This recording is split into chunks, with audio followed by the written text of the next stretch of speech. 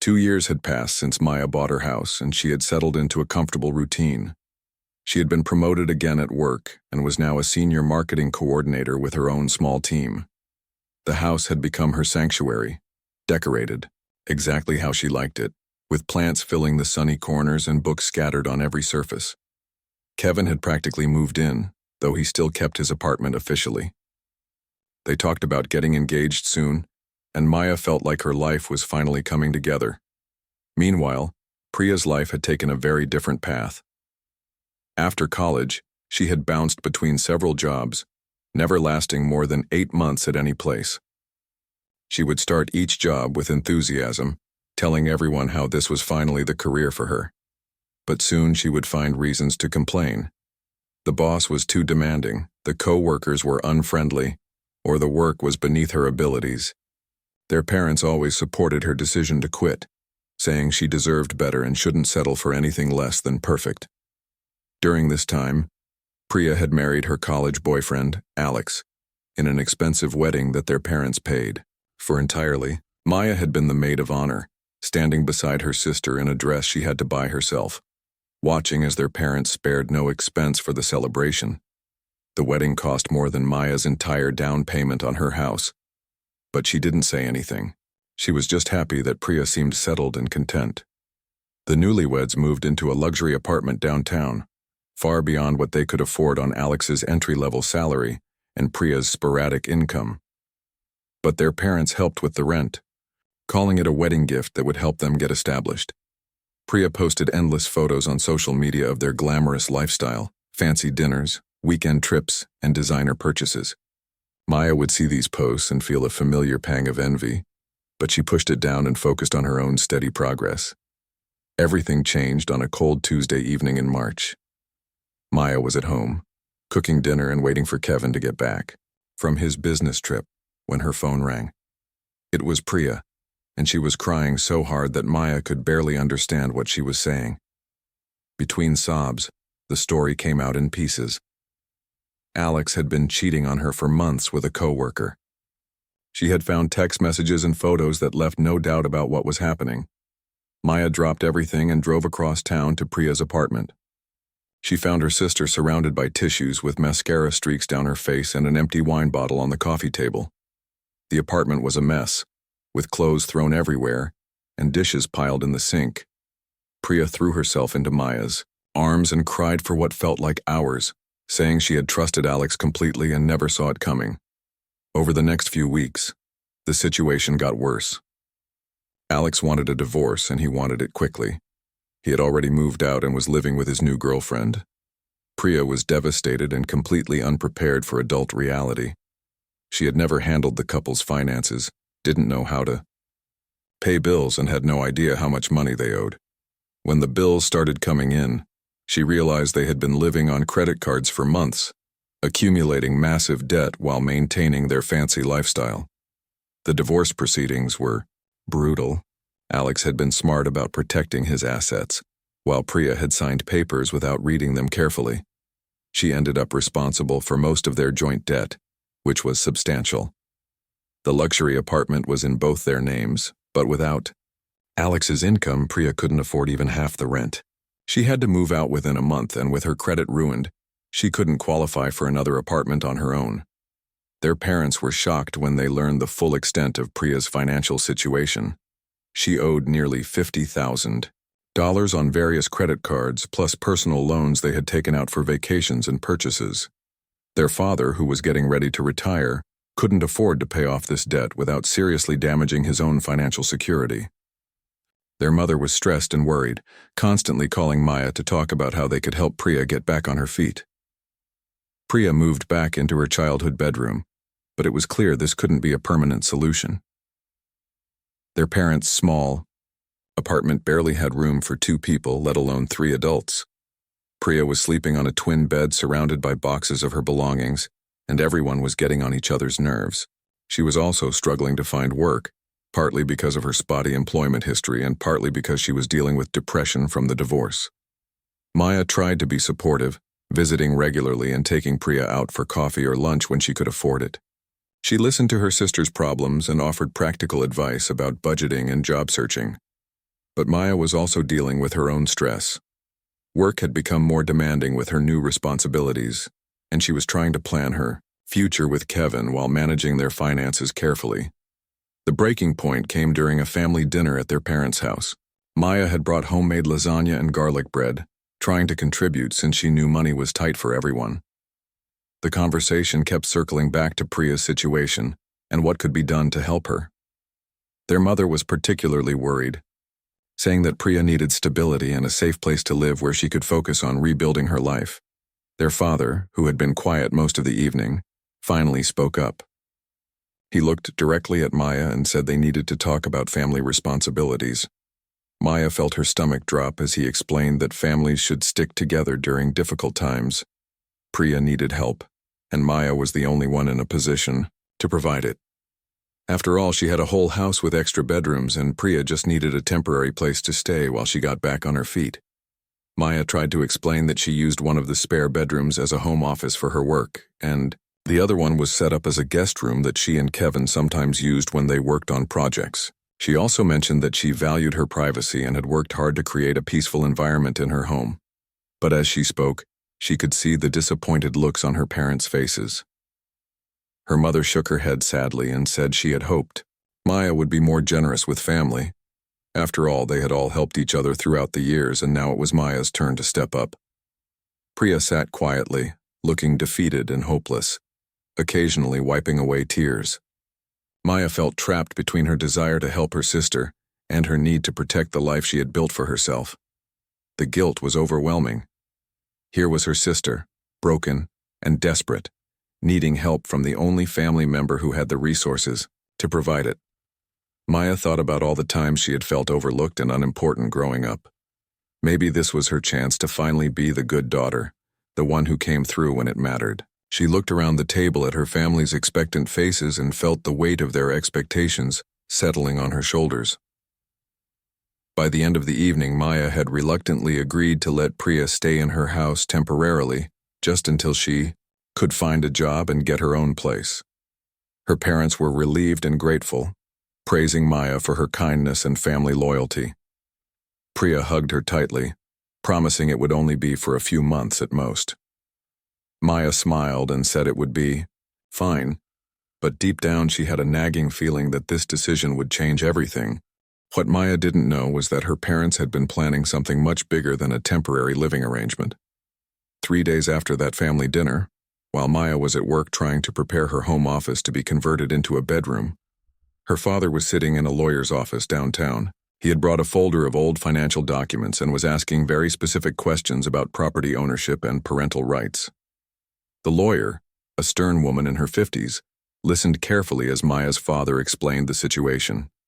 He told her that he had helped his daughter buy her house a few years ago and wanted to know what legal rights that gave him. The truth was, he had given Maya $15,000 toward her down payment, money that came from his retirement savings. At the time, he had called it a gift to help her get started, but now he was claiming it had always been intended as a loan. The lawyer explained that if he could prove the money was a loan and not a gift, he might have some legal claim to the property. She warned him that this would be difficult to prove without proper documentation, but she also mentioned that family financial disputes were often messy and expensive to resolve in court. Most people, she said, would rather settle than fight a lengthy legal battle they couldn't afford. Maya's father left that meeting with a plan forming in his mind. He spent the next 2 weeks researching property laws online and talking to other lawyers during free consultations. He learned that even a weak legal claim could be expensive for Maya to fight, especially if she had to hire her own attorney. The key was to make his demand seem reasonable while making the alternative seem financially devastating. Meanwhile, Maya was getting her house ready for Priya's arrival. She moved her desk and computer into her bedroom, creating a cramped but functional workspace in the corner. She cleared out the guest room closet and even bought new bedding and curtains to make the space welcoming. Kevin helped her move furniture and paint the walls a calming blue color that Priya had mentioned liking. Priya visited the house twice during this preparation period, each time accompanied by their mother. Maya noticed that they spent a lot of time walking through the entire house, not just the bedroom that would be Priya's. Her mother made comments about how spacious the master bedroom was, and how nice it must be to have so much closet space. Priya mentioned several times how much she loved the big bathtub in the main bathroom and the walk-in closet attached to the master suite. The comments made Maya slightly uncomfortable, but she pushed those feelings aside. Her sister was going through a difficult time, and it was natural for her to admire the house. Maya had worked hard for everything she had, and she was proud of her home. She told herself that sharing it temporarily with family was the right thing to do. On moving day, things started to feel strange from the very beginning. Instead of just bringing personal belongings and clothes, Priya arrived with 2 large moving trucks. Maya was confused because she thought her sister had lost most of her furniture in the divorce settlement. But Priya explained that she had been storing some items at a friend's house and wanted to bring them over for safekeeping. What followed was hours of movers bringing in expensive furniture, artwork, and boxes of belongings. Maya watched in growing concern as her living room was rearranged to accommodate Priya's leather sectional sofa, which was much larger and more expensive than Maya's modest furniture. Priya cheerfully directed the movers, acting as if she was redecorating her own home rather than temporarily staying in someone else's space. When Maya tried to object, saying there wasn't room for all this furniture, Priya burst into tears. She said these items were all she had left from her marriage, and storing them elsewhere would cost money she didn't have. Their mother, who had been supervising the move, put her arm around Priya and gave Maya a disappointed look. She reminded Maya that family members make sacrifices for each other, and this was just temporary until Priya got back on her feet. That evening, Maya barely recognized her own living space. Her comfortable, carefully chosen furniture had been pushed to the corners or moved to the garage entirely.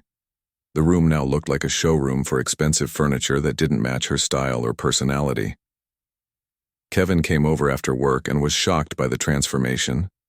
He pulled Maya aside and quietly asked if this was really what she had agreed to. Maya felt overwhelmed and confused. She hadn't agreed to have her entire house redecorated, but she also didn't want to seem selfish or unwelcoming to her sister during such a difficult time. She decided to give it a few days and see how things settled. Maybe once Priya was feeling more secure, they could work out a better arrangement for the shared spaces. But things didn't get better. Over the next week, Priya continued to take over more areas of the house. She moved her expensive coffee maker into the kitchen, replacing Maya's simple one. She filled the refrigerator with organic foods and specialty items, pushing Maya's groceries to one small shelf. She even hung her artwork on the walls, taking down Maya's pictures without asking permission. The breaking point came on a Sunday afternoon, exactly 2 weeks after Priya had moved in. Maya was in her bedroom, trying to work on a presentation for Monday's meeting, when she heard voices in the living room. She came out to find her parents sitting on Priya's leather sofa, looking very serious and official. Her father was holding a manila envelope, and her mother had a legal pad with notes written on it.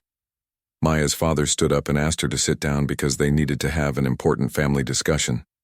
Maya felt her heart rate increase as she sat across from them, wondering what could be so serious that it required this kind of formal meeting. Her father opened the envelope and pulled out several documents, spreading them on the coffee table between them. He began by reminding Maya of how the family had always supported each other through difficult times. He mentioned the money he had given her for her house down payment and how he had always considered that investment in her future to be a family investment. Maya nodded, not understanding where this conversation was heading, but feeling increasingly uncomfortable. Then her father dropped the bombshell. He said that after consulting with lawyers, he had learned that his financial contribution to Maya's house purchase gave him certain legal rights. He explained that the $15,000 he had given her was actually a loan, not a gift, and that he now needed to formalize this arrangement to protect the family's interests. Maya stared at him in shock. She clearly remembered him saying the money was a gift, a way to help her achieve her dream of home ownership. She had thanked him repeatedly, and he had seemed proud to be able to help his daughter. Now he was claiming it had always been a loan, with terms and conditions she had never agreed to. Her mother spoke up, explaining that they weren't asking for monthly payments or anything unreasonable. They just needed Maya to acknowledge the loan officially and understand that this gave them some say in how the property was used. Since Priya needed a stable place to live for the foreseeable future, and since the family had invested in this house, it only made sense for her to stay here long-term. Maya tried to protest, saying this wasn't what they had discussed. Priya was supposed to stay temporarily, just until she found a job and could afford her own place. But her father's expression had changed completely. Gone was the loving dad who had proudly helped her buy her first home. In his place was someone who looked at her like a business adversary. He told Maya that if she couldn't be reasonable about this family arrangement, he would have no choice but to pursue legal action to recover his loan immediately. With interest and legal fees, Maya would owe nearly $25,000, money she didn't have readily available. He said he hoped it wouldn't come to that, but family had to look out for family, and Priya's needs had to be considered too. Maya looked around the room at her family members, searching their faces for some sign that this was a misunderstanding or a cruel joke. But Priya sat quietly looking down at her hands while their mother nodded supportively at everything their father said. Maya realized with growing horror that this had been planned all along.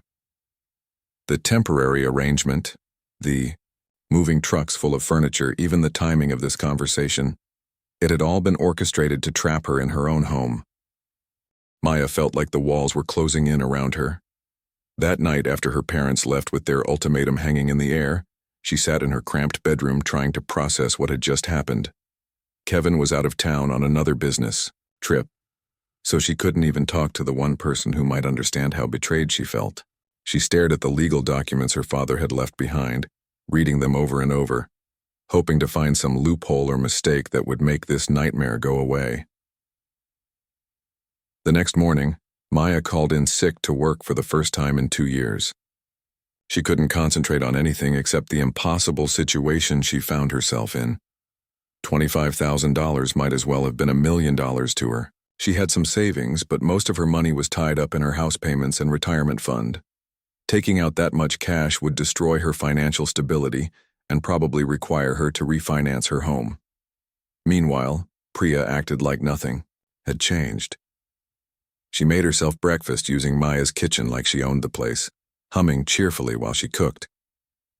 When Maya tried to bring up the conversation from the previous day, Priya just shrugged and said their parents were only trying to help both of them. She pointed out that Maya got to keep living in her house and Priya got a safe place to recover from her divorce. Everyone won, according to her twisted logic. Maya realized that her sister had never intended to find her own place. All those job applications Priya claimed to be filling out were probably fake. She wasn't looking for work because she didn't need to work. She had found the perfect setup where someone else paid all the bills while she lived in luxury. Maya felt sick thinking about how naive she had been to trust her family. The first few weeks of this new arrangement were uncomfortable, but Maya tried to keep the peace. She moved more of her belongings into her bedroom, giving Priya even more space in the common areas. She continued paying all the household bills, buying groceries, and maintaining the house while Priya contributed nothing. When Maya suggested that Priya should help with expenses, her sister would tear up and say she was still dealing with depression from her divorce and couldn't handle the stress of financial pressure. Things got worse when Priya started treating the house like her personal entertainment center. She began inviting friends over for dinner parties, using Maya's dishes and furniture without asking. Maya would come home from work exhausted, only to find a house full of strangers eating food she had paid for and drinking wine from her collection. When she complained, Priya would say she was just trying to rebuild her social life, and that Maya was being antisocial. The breaking point came when Priya started bringing men home. Maya would be trying to sleep before a big presentation at work, only to be kept awake by loud music and laughter from the living room. Sometimes she would find strange men in her kitchen in the morning, eating her food and acting like they belonged there. When Maya confronted Priya about this, her sister got angry and said Maya was being judgmental and controlling. Maya's work performance started to suffer from the stress and lack of sleep. Her boss noticed that she seemed distracted during meetings and asked if everything was okay at home. Maya wanted to explain the situation, but she felt too embarrassed to admit that her own family had manipulated her into becoming a prisoner in her own house. She made excuses and tried to work harder, but the constant tension at home was wearing her down. Kevin returned from his business trip and was shocked by what he found. The house looked like a college dorm room, with empty bottles and takeout containers scattered around. Priya's friends were still there from the night before, sleeping on the couches and floor. Maya looked exhausted and defeated, nothing like the confident woman he had fallen in love with. He pulled her aside and demanded to know what was really going on. Maya finally broke down and told Kevin everything. She explained about the legal documents, the threat of the lawsuit, and how trapped she felt. Kevin was furious, not at Maya, but at her family for manipulating her. He wanted to hire a lawyer immediately and fight back, but Maya was too scared of the potential consequences. What if her parents were right about their legal claim? What if fighting back made everything worse? Kevin tried to be supportive, but the situation was putting strain on their relationship too. Their quiet evenings together were gone, replaced by chaos and drama. They couldn't have private conversations without Priya or her friends interrupting. Kevin started spending less time at the house, which made Maya feel even more isolated and alone. The situation reached a new low when Maya discovered that Priya had been going through her personal belongings. She found her jewelry box moved around, and some expensive pieces missing. When she confronted Priya, her sister claimed she had just borrowed them for a job interview and forgot to mention it. But Maya knew Priya wasn't seriously looking for work, and she suspected her sister was selling the jewelry to fund her lifestyle. Maya also noticed that her credit cards had been moved around in her wallet. She checked her statements online and found several small charges she didn't recognize. When she looked closer, she realized they were from restaurants and shops that Priya frequented. Her sister had been using Maya's credit cards for small purchases, probably hoping Maya wouldn't notice among all her other expenses. The final straw came on a Friday evening when Maya returned home from work to find Priya packing boxes in the living room. For a moment, Maya felt hopeful that her sister was finally moving out. But then she noticed that the boxes contained Maya's belongings, not Priya's. Photo albums, books, and decorative items that Maya had collected over the years were being packed away like unwanted clutter. Priya looked up cheerfully and explained that she was helping Maya declutter the house. She said the space would look much better with a more modern, minimalist approach. Maya's old-fashioned decorating style was outdated, and it was time for a change. She had already rearranged the master bedroom and thought Maya should consider moving into the smaller guest room permanently, since Priya was using the larger bedroom more effectively. Maya stared at her sister in disbelief. Priya was now suggesting that Maya should give up her own master bedroom in the house she had bought and paid for. The audacity was breathtaking, but what shocked Maya even more was how casually Priya made this suggestion, as if it was the most reasonable thing in the world. That weekend, Maya's parents came over for what they called a family meeting. They had been monitoring the situation and felt it was time to make the arrangement more official.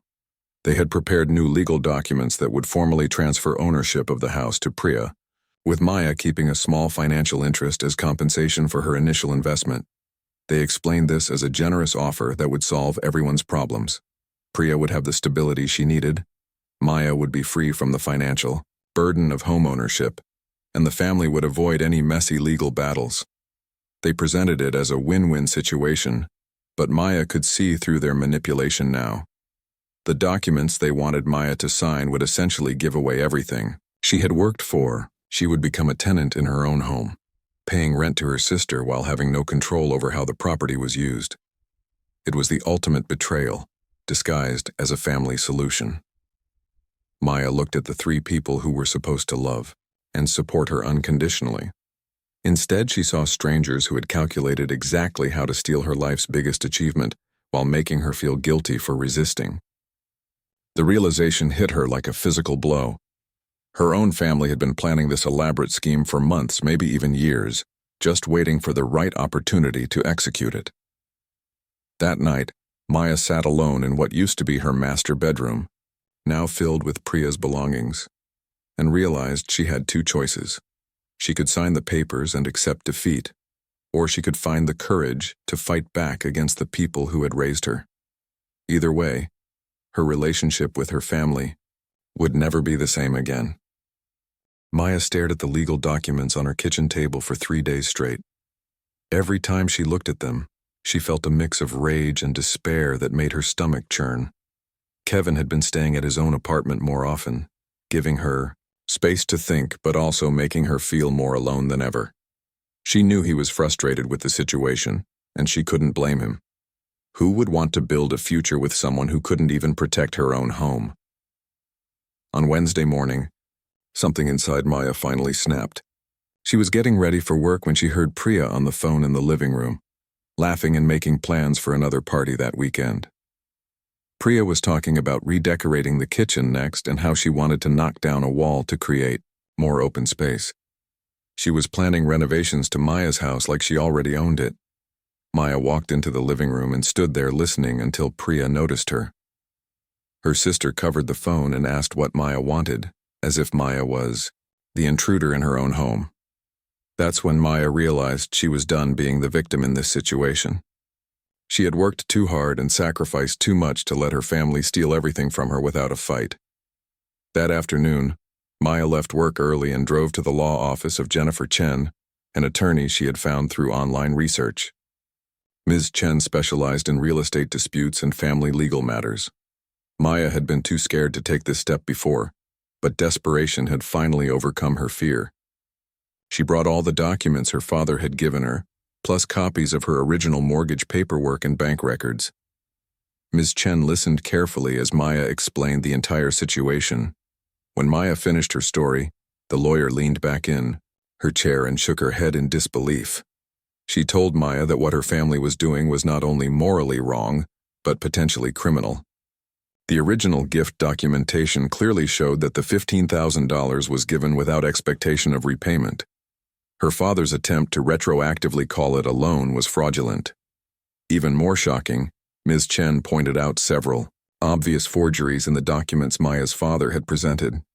Her signature had been copied onto papers she had never seen before, and the dates had been altered to make it look like loan agreements had existed from the beginning. Maya stared at the evidence of her father's deception, feeling sick but also relieved that she wasn't crazy for thinking something was wrong.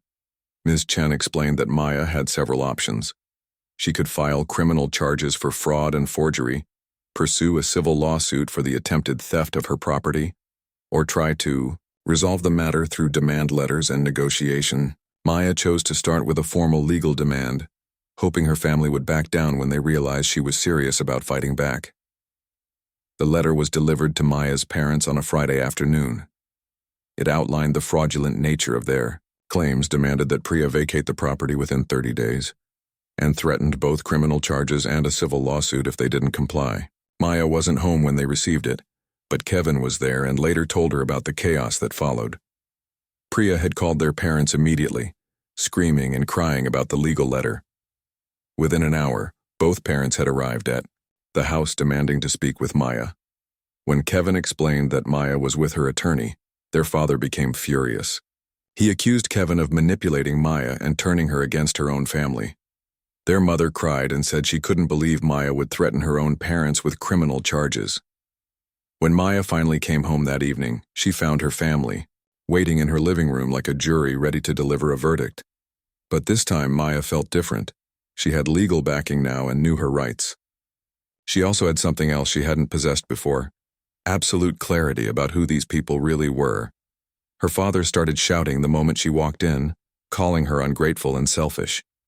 He said they had only tried to help both their daughters, and this was how Maya repaid their love and support.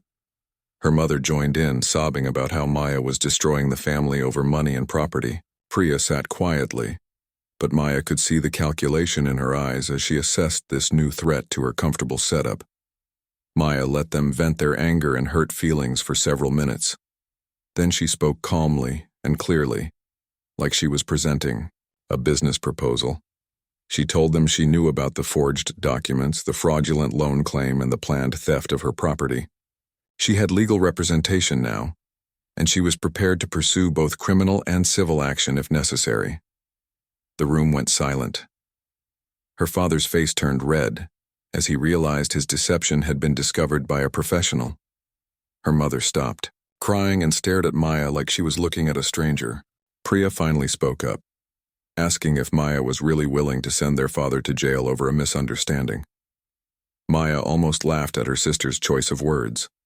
A misunderstanding. That's what they were calling months of planning, manipulation, and fraud. She told them it wasn't a misunderstanding when someone forged legal documents and attempted to steal property worth over $200,000. It was a crime, and she wouldn't pretend otherwise anymore. Over the next 2 weeks, Maya's family tried every manipulation tactic they could think of. They sent relatives to guilt-trip her about family loyalty. They had their pastor call her about forgiveness and Christian values. They even tried having Priya's divorce lawyer contact Maya's attorney with settlement offers that were obviously designed to confuse the legal issues. But Maya had found her strength, and she refused to be manipulated anymore. Ms. Chen helped her document every attempt at coercion and added them to the growing legal file. Maya also discovered that her father had been researching her financial situation for months, trying to figure out exactly how much pressure she could handle before breaking. The breakthrough came when Ms. Chen's investigator found records showing that Maya's parents had been planning this scheme since before Priya's divorce. They had opened a joint bank account specifically for funding legal action against Maya, and they had consulted with multiple lawyers about ways to claim ownership of her property. The divorce had just provided the perfect excuse to put their plan into motion. With this evidence, Ms. Chen was able to negotiate from a position of complete strength. Maya's family had two choices: return to the original arrangement where Priya was a temporary guest, or face serious criminal charges that could result in jail time and financial ruin.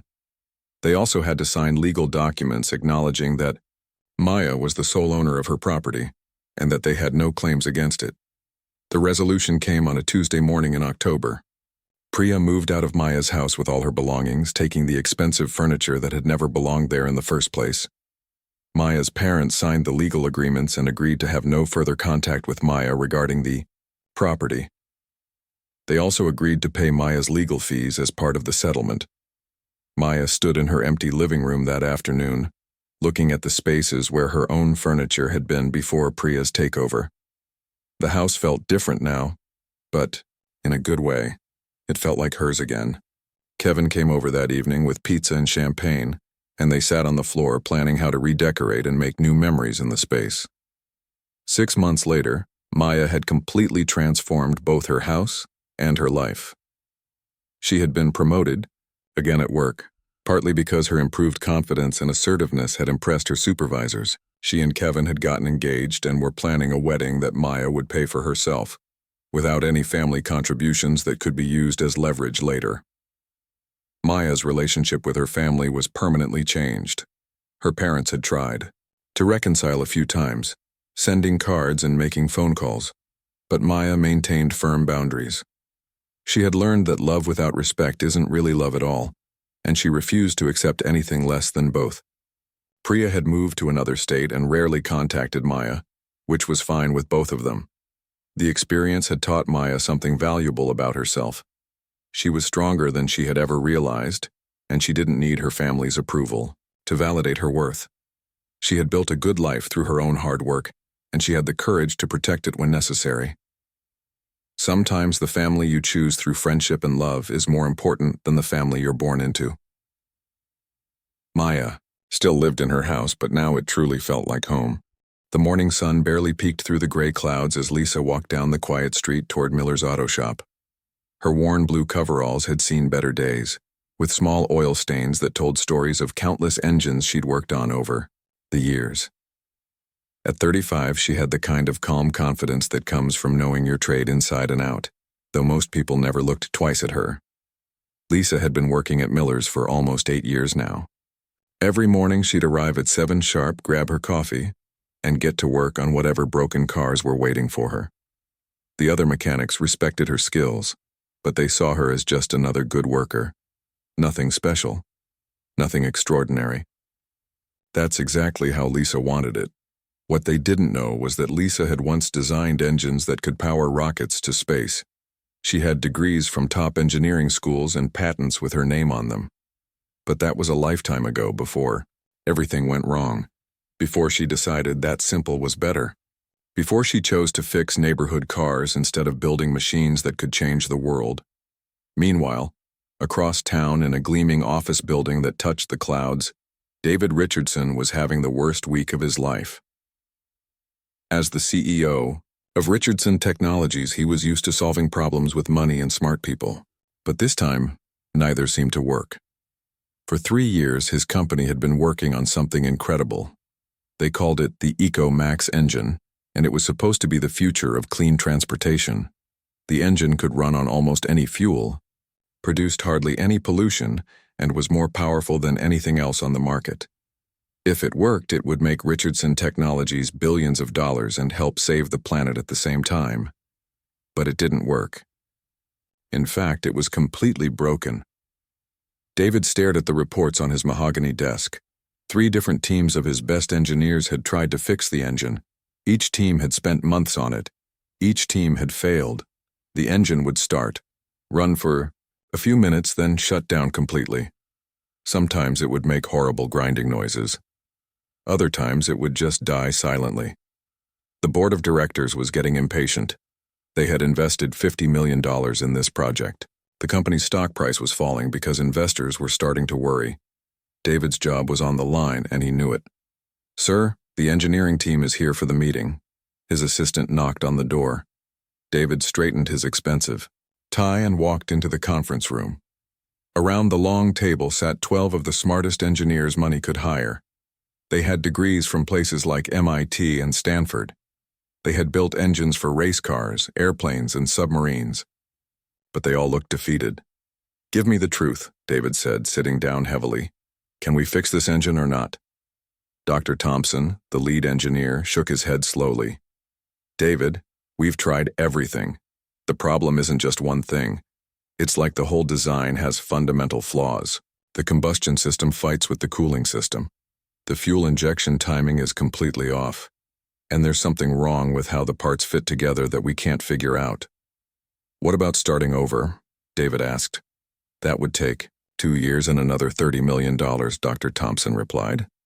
"And honestly, we're not even sure we could do better the second time." David felt his stomach drop.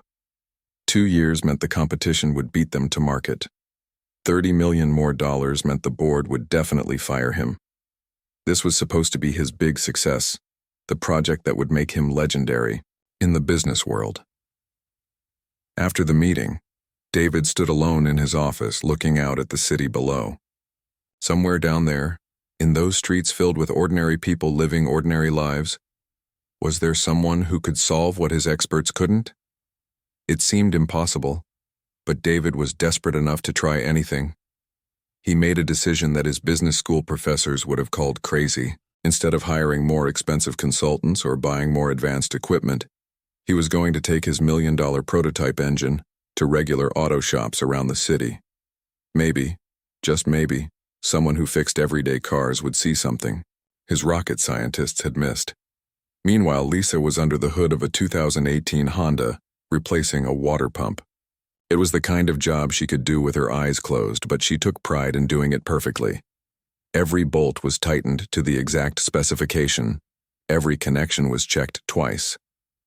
The car's owner, Mrs. Chen from down the street, depended on this car to get to her job at the hospital. Lisa made sure it would run smoothly for years to come. "Lisa, you've got magic hands," said Tom Miller, the shop owner, as he watched her work. "I've never seen anyone diagnose problems as fast as you do." Lisa smiled but didn't look up from her work. "Just experience, Tom. When you've seen enough engines, they all start to tell you their problems." What Lisa didn't mention was that she could see things others missed because her mind worked differently. When she looked at an engine, she didn't just see the parts. She saw the flow of energy, the rhythm of explosions, the dance of metal and fire that made cars go. It was a gift that had once made her famous in engineering circles, before she decided fame wasn't worth the price. Tom's phone rang, and Lisa could hear him talking to someone about bringing in an unusual project. Something about a prototype engine that nobody could fix. Lisa continued working, but part of her mind was already curious. In her experience, when people said something couldn't be fixed, it usually just meant they hadn't understood the problem yet. As the day went on, Lisa finished the Honda and moved on to a truck with transmission problems. She worked steadily, methodically, solving each mechanical puzzle with the same quiet competence she brought to everything. Around her, the familiar sounds of the shop continued. Air wrenches spinning, metal clanging, the radio playing classic rock in the background.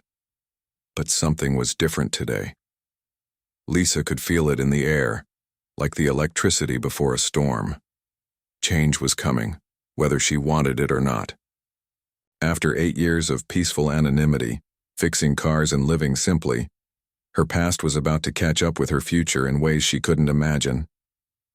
The phone call Tom had received was just the beginning. Tomorrow, a desperate CEO with an impossible problem would walk into Miller's auto shop. He would take one look at Lisa in her stained coveralls and assume she was just another small-town mechanic. He had no idea that he was about to meet someone who could not only solve his problem, but change his entire understanding of what was possible. As Lisa locked up the shop that evening and walked home through the quiet streets, she had no idea that her life was about to change forever. The simple, peaceful existence she had built was about to be tested in ways she never expected. But then again, Lisa had always been good at handling the unexpected. It was one of the things that made her extraordinary, even when she was trying her best to be ordinary.